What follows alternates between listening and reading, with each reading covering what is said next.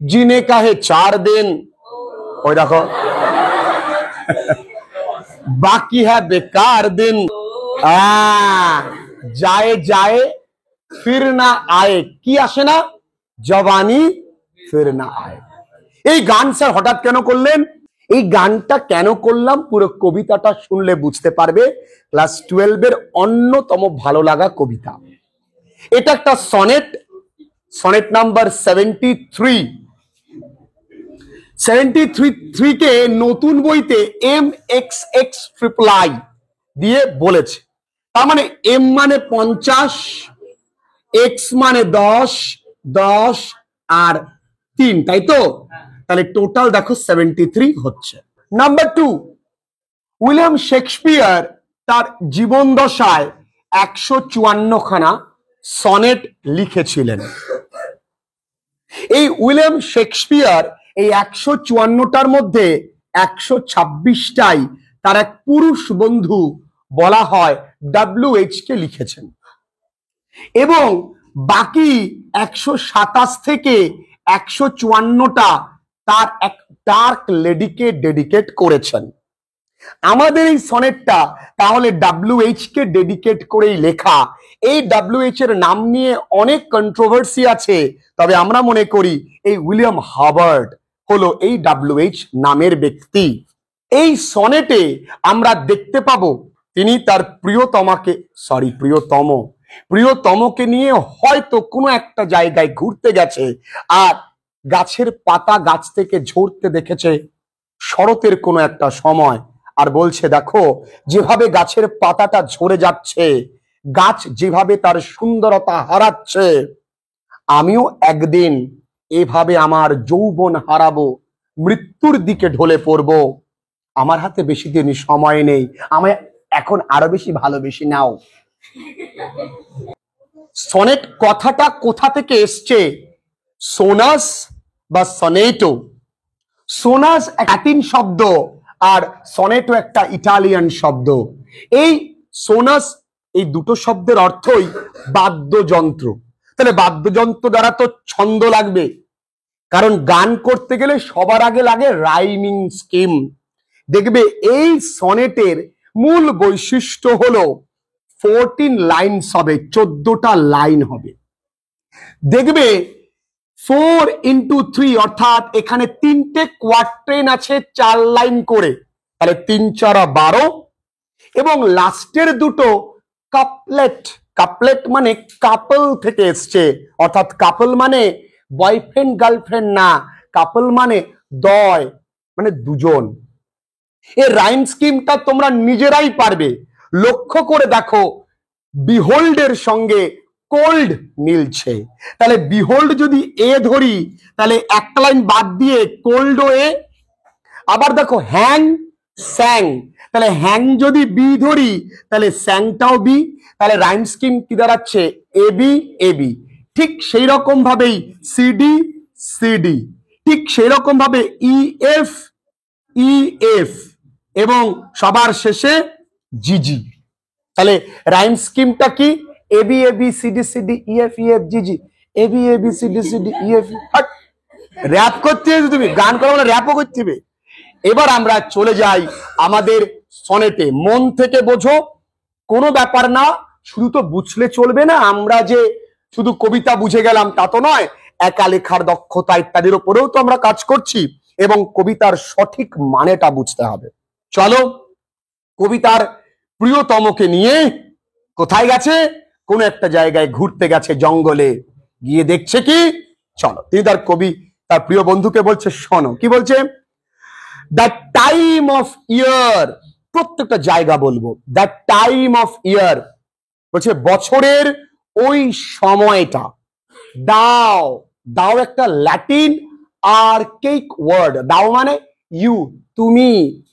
Messed, এই messed মেয়ের Latin আর্কেইক word. হয়তোবা ইন মি, আমার মধ্যে, বিহোল্ড দেখতে পাবে, তার মানে কি? তুমি আমার মধ্যে সোনা বছরের সেই সময়টাকে দেখতে পাবে। কোন সময়টা? when yellow leaves, যখন হলুদ পাতা, তাহলে কি আমাদের কবির জন্ডিস হয়েছে? না। যখন হলুদ পাতা অর নান বা পাতা নেই, অর ফিউ অল্প পাতা আছে, ডু হ্যাং ঝুলছে, আপন দোজ বাউজ ওই গাছের ডালগুলো দেখতে পাচ্ছ, ওই গাছের ডালগুলো যেমন হলুদ পাতা বা পাতা নেই বা অল্প পাতা ঝুলছে, তার মানে এটা শরৎকাল। অর্থাৎ আমার মধ্যেও আর সেই এই পাতার মাধ্যমে বোঝাচ্ছে যৌবন, প্রাণশক্তি, তারুণ্য, এইগুলো কিন্তু আমার মধ্যে নেই। আমিও একদিন যেমন গাছের পাতাটা ঝরে যাচ্ছে, আমারও একদিন মৃত্যু হবে। Clear? Which shake against the cold, যে পাতাগুলো ঠান্ডায় অর্থাৎ শীতের আগমনে কেঁপে ওঠে। এই কোল্ড মানে এখানে বার্ধক্য বা মৃত্যু। যত বয়স হয় তত কি হয়, আমরা বার্ধক্যে কেঁপে উঠি। তাই যে বয়স্ক লোকেরা গলাপ স্বরটাও কেঁপে যায়, তাই না? তাই সেই কারণে which shake against the cold. Bare মানে শূন্য, রুইন্ড চয়ার্স, এই রুইন্ড মানে ধ্বংসপ্রাপ্ত। এই চয়ার্স বা কয়ার্স, এই কয়ার্স মানে চার্চের এমন একটি জায়গা যেখানে সবাই একত্রিত হয়ে প্রার্থনা করত। ধরে নাও আমাদের এই দেহটা একটা চার্চ বা মন্দির। আমাদের মধ্যে যখন প্রাণ শক্তি থাকে, যৌবন থাকে, তখন ভেতরে নানা রকম গিটার বাজে, দিল মে মারিং হান্ডি, অনেক রকম। যখন এই প্রাণ শক্তিটা দুর্বল হতে থাকে তখন আর গান বাজে না। তাই বলছে যে বেয়ার রুইন্ড, তার মানে এই যে দেহটা, এই দেহটার কথা বলছে। তাই ওই চার্চে আর কোনো গান শোনা যায় না। Where the late sweet bird sang, যেখানে আগে পাখিরা গান গাইতো, এখন আর গান গায় না। তাহলে ইট ইজ ক্লিয়ারলি সাজেস্টিং যে তিনি অটাম ঋতুটাকে তার বার্ধক্যের সঙ্গে তুলনা করছেন। কি বলছেন? হে প্রিয়তম, দেখতে পাচ্ছ গাছের পাতাগুলো হলুদ হয়ে গেছে, ঝুলে পড়ছে, ঝরে যাবে, গাছের পাতা নেই, আমিও একদিন মরে যাব। যেমন ভাবে এই গাছের পাতাগুলো ঠান্ডা হাওয়ায় কেঁপে ওঠে, আমিও মৃত্যু ভয়তে কেঁপে উঠেছি। দেখেছো এই কি সুন্দর একটা সময় এই চার্চে কত গান গাইতো, এখন আর গান গায় না। এই একটা সময় আমার মনে কত আনন্দ, তোমায় নিয়ে কত কবিতা লিখেছি, এখন আর ভালো লাগে না। ইন মি সেকেন্ড কোয়াট্রেন, আমার মধ্যে দাও ইউ সিস্ট, সিস্ট মানে সি, দেখতে পাবে, দ্য টুইলাইট বা টোয়ালাইট, গোধূলি অফ সাচ ডে। ও মানে গোধূলি মানে হলো দিনের শেষ, রাতের শুরু। তুমি আমার মধ্যে দেখতে পাবে ওই গোধূলির সময়টাকে। তার মানে কি, দিন যদি আমরা যৌবন ধরি, রাত আমাদের কি বার্ধক্য, আর গভীর রাত কি মৃত্যু। as after sunset, যেমন ভাবে সূর্যাস্তের পর ফেডেথ ইন দা ওয়েস্ট, ওই দিনটা ফ্যাকাশে হয়ে যায় পশ্চিমী আকাশে, তেমনি বার্ধক্যে আমাদের মনের সমস্ত তারুণ্য কি হয়ে যায়, ফ্যাকাশে হয়ে যায়। যদি শরীরে বার্ধক্য আসে, কোনো গান ধোপে টিকবে না। দিল তো বাচ্চা হে জি, কোনো কিসির বাচ্চা হবে না। হুইচ বাই অ্যান্ড বাই, যেটা ধীরে ধীরে ব্ল্যাক নাইট, অন্ধকার রাত্রি, এই ব্ল্যাক নাইট মানে মৃত্যুকে মেটাফরিক্যালি বোঝানো হয়েছে। এখানে অনেক ফিগার অফ স্পিচ আছে, যেমন অ্যালিটারেশন আছে, মেটাফোর আছে, অ্যাজোনেন্স আছে, কনসোনেন্স আছে। যেহেতু ডেসক্রিপটিভ ইংলিশ, এত এলাবোরেটলি না জানলেও চলবে। যতটুকু জানার প্রয়োজন ততটুকু ভালোভাবে সঠিক বাংলা অর্থ জানো, না হলে কিন্তু আজকাল তো বাংলা মাস্টারমশাইরাও ইংরেজি পড়ানোর চেষ্টা করছেন, বা ইংরেজি পড়াতে পড়াতে ভূগোলও পড়াচ্ছেন। কোনো ব্যাপার নয়, কিন্তু সঠিকটা জানাতে হবে। কি বলছে? কালো রাত্রি বা অন্ধকার রাত্রি ডথ টেক অ্যাওয়ে, নিয়ে যাবে কি, ওই দিনটাকে বা আমার এই প্রাণ শক্তিটাকে, আমার যৌবন, আমার আমার আমার যে ভিগোর, সবটাকে কেড়ে নেবে। Death second self. আচ্ছা, মৃত্যুর দ্বিতীয় সত্তা কে জানো? মৃত্যুর দ্বিতীয় সত্তা ঘুম। আমরা ঘুমোলেও কিন্তু মৃত্যুর সমান। পার্থক্য একটা, একটাতে আমরা উঠতে পারবো, আরেকটাতে আমরা উঠবো পরপারে গিয়ে, এই পারে আর উঠতে পারবো না। দ্যাট সিলস আপ, সিল করে দেওয়া মানে বন্ধ করে দেওয়া, সবকিছুকে বন্ধ করে দেয়। অল ইন রেস্ট, চির নিদ্রায়। এই এত অহংকার, এত দর্প, এত গর্ব, জাস্ট মৃত্যু একদিন আসবে, তোমার সমস্ত দর্প গর্ব সেকেন্ডে কেড়ে নেবে, যতই তুমি ঠাকুরকে এইভাবে ডাকো না কেন, তাই না? তাহলে এই কোয়াড্রেন্টটা ক্লিয়ার হলো। এখানে তিনি তার বার্ধক্যকে গোধূলির সঙ্গে তুলনা করেছে। যেমন গোধূলি বেলায় ঠিক মাঝামাঝি তার দিন শেষ হয়ে এসছে, তিনি বার্ধক্যের দিকে এগিয়ে যাচ্ছেন, একদিন তিনি মৃত্যুর দিকে এগিয়ে যাবেন। ক্লিয়ার? তিনি বলতে চাইছেন ইন মি দাও, থার্ড কোয়াড্রেন্ট, আমার মধ্যে তুমি সিজ দেখতে পাবে the glowing of such fire, ওই রকম আগুনের শিখা। কোন রকম আগুন? দ্যাট অন, খুব ভালো করে বুঝবে এই জায়গাটা, that on the ashes of his youth doth lie, যেই আগুনটা জ্বলছে তার যৌবনের আগুনের বা যৌবনের ছাইয়ের ওপরে। তার মানে কি? আমি যখন কোনো আগুন ধরাবো, তখন আগুনটা কি দিয়ে ধরাবো? কাঠ দিয়ে। তাহলে দেখো, ওই আগুনটাকে ধরতে সাহায্য করেছে কে? কাঠ। কিন্তু আগুন, ওই কাঠটাকে মেরে ফেলবে কে? ওই আগুনটা। যাকে তুমি জড়িয়ে ধরছো সেই তোমায় মেরে ফেলবে, তাই না? লক্ষ্য করে দেখো। তাই ওই কাঠটাকে যদি আমাদের জীবন বলা হয়, ওই আগুনটা আমাদের তারুণ্য, ওই আগুনটা আমাদের লোভ লালসা, ওইটাকে আঁকড়ে ধরেই তো আমরা আস্তে আস্তে সময় গুনি, আস্তে আস্তে ওইটাই কিন্তু আমাদেরকে শেষ করে দেবে। তাই ওই যে ছাই, ওই যে অনেকটা আগুন তো পুড়ে গেছে, তাহলে যে ছাইটা পড়ে আছে না, ওই ছাইটা কিসের? তার ইউথ টাইম, তার যৌবনের ছায়ের ওপরে আগুনটা জ্বলছে। তাহলে খুব বেশি এখন আর আগুনটা জ্বলছে না। As the death bed whereon it must expire, একদম ক্লিয়ারলি বলল। আর এই অগ্নিশিখা, এই প্রাণের শিখা একদিন নিভে যাবে। কোথায়? মৃত্যু শয্যায়। কোথায়? মৃত্যু শয্যায় একদিন কিন্তু নিভে যাবে। কনজিউমড উইথ, আরে এই সেই আগুনটা, এই আগুনটা কনজিউম করা মানে শোষণ করা। কার দ্বারা?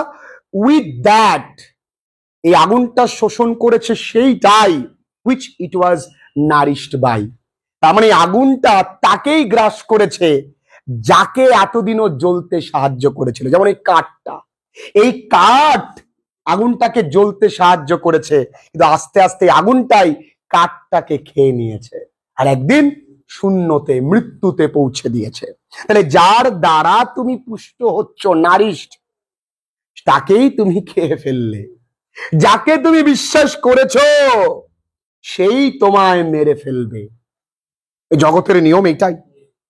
একদম শেষ দুটি লাইন, লাস্ট দুটো লাইনকে আমরা বলি কাপলেট। এখানে কবি তার শেষ সব থেকে গুরুত্বপূর্ণ দুটো লাইন বলবে, যে তুমি তো শুনলে প্রিয়, যে আমাদের ওই দেখলে অটম যেমন শরৎকালে পাতা ঝরিয়ে দেয়, আমিও একদিন মৃত্যুর কোলে ঢলে পড়ব। যেমন গোধূলি, যেমন দিনের আলোটা শেষ হয়ে রাত্রির দিকে পৌঁছে যায়, আমিও একদিন বার্ধক্যে চলে যাব এবং আমার শেষ কিন্তু উপলব্ধি মৃত্যু। যেমন ওই আগুনটা এখন দাউ দাউ করে জ্বলছিল, যে আগুনটা দেখে তুমিও আকৃষ্ট হয়ে এসেছিলে, সে আগুনটা কিন্তু আমার যৌবনের ছায়ের উপরে দাউ দাউ করে জ্বলছে, একদিন কিন্তু এটাও নিভে যাবে, আমারও মৃত্যু হবে। তাই শোনো, দিস দাও পারসিভড, দিস মানে এইটা, দাও মানে ইউ, পারসিভড, এই পারসিভডটাকে পারসিভড করেছে, এটাও আর্কেইক ওয়ার্ডে কনভার্ট করে নিয়েছে। এই পারসিভড মানে বোঝা, আন্ডারস্ট্যান্ড। যদি তুমি এইটা বোঝো শোনা, which makes thy love, যেটা বানাবে আমাদের ভালোবাসাকে more strong, আরো শক্তিশালী। to love that well, আমরা আরো ভালোভাবে একে অপরকে ভালোবাসবো।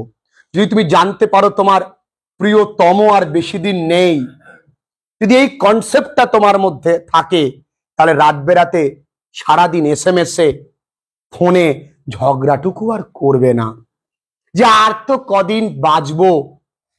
তাই কবি এই রিয়েলাইজেশনটুকুর জন্য, যে আমায় এখন আরো বেশি ভালোবেসি নাও, এই বোঝানোর জন্য তার বন্ধুকে এই প্রাকৃতিক সত্য একটা এক্সাম্পল দিল। আর কি বলল? হুইচ দাও, যেটা তুমি, মাস্ট লিভ আর লং। এই আর মানে বিফোর, লং মানে দেরি। বলছে যেহেতু যাকে হারাতে হবে জেনেই গেছো, তাই দেরি হবার আগে, বিফোর লং, দেরি হবার আগে, আমি চলে যাবার আগে আমায় ভালোবেসে নাও। আমি যখন চলে যাব তুমি জেনেই গেছো, তুমি আমায় ভালোবেসে নাও। এই যে থিওরি, জিনে কা হে 4 দিন, বাকি হ্যাঁ বেকার দিন, এই থিওরিকে বলা হয় কার্পে ডিয়াম থিওরি। এই কবিতাটি কার্পে ডিয়াম থিওরিতে লেখা, এটা ল্যাটিন একটা থিওরি। এই থিওরির মানে হচ্ছে pluck the day. Pluck the day মানে আজকের দিনটা তোমার কাছে আছে, আজকের দিনটাকে তুমি উপভোগ করে নাও। আজকের দিনের উপভোগ, আজকের দিনের আনন্দ, আজকের দিনের আশা কালকের ঘাড়ে ফেলো না। তাই এজন্য আমি শুরুতে গানটা করেছিলাম। সালমান খান এমনি গান করেনি, এই কবিতা আমার চ্যানেল সাবস্ক্রাইব করে করেছিল। তো তাহলে এই সনেটটা কমপ্লিটলি ক্লিয়ারলি বোঝা গেছে, কোনো সমস্যা নেই। আরো একবার বলে দিচ্ছি, পুরো বিষয়টা কিছুই না। তিনি 3টে জিনিসের সঙ্গে তার বয়সকে তুলনা করেছেন।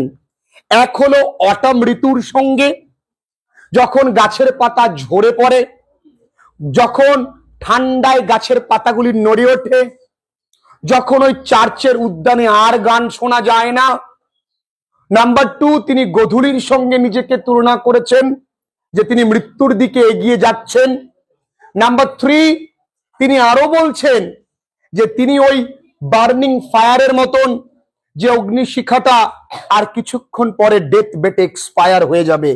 তাই বলছে, ও সোনা আমায় একটু ভালোবাসো, দেরি হয়ে যাবার আগে, যখন আমি চলেই যাব তুমি জানো, লাভ মি মোর, সোনা আমায় আরো ভালোবাসো। এই হলো আজকের কবিতা।